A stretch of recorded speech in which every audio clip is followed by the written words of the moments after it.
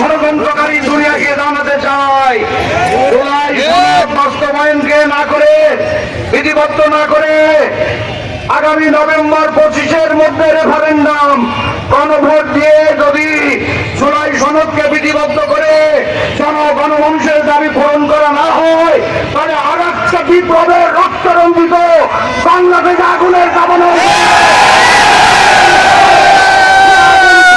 কোনো পানি গভর্নমেন্টের হাতে থাকবে না। বাস্তবায়ন করুন। আমরা লেভেল প্লেইং ফিল্ড চাই। আমরা সিভিল অ্যাডমিনিস্ট্রেশনকে বলতে চাই, পুলিশ অ্যাডমিনিস্ট্রেশনকে বলতে চাই, দেশ কারো পৈতৃক সম্পত্তি না, আপনাদেরকে পরিচালিত হতে হবে, লেভেল প্লেইং ফিল্ড হতে হবে, দৃশ্যমান বিচার আগামী ভোটের আগেই দৃশ্যমান অপরাধের, যুদ্ধ অপরাধ এবং ফ্যাসিজমের বিচার হতে হবে।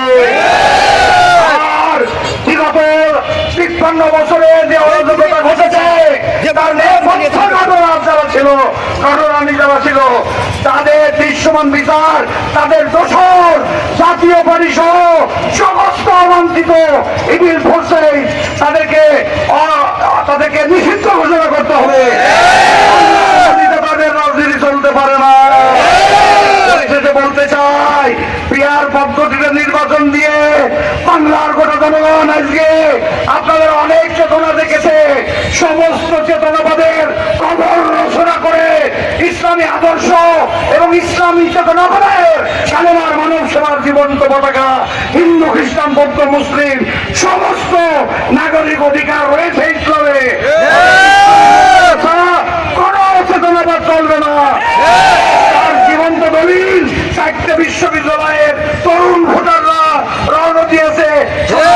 মুক্তির বাংলা, সোনার বাংলা, ক্রিয়ার পদ্ধতির নির্বাচনের বাংলা, মানব সেবার বাংলা।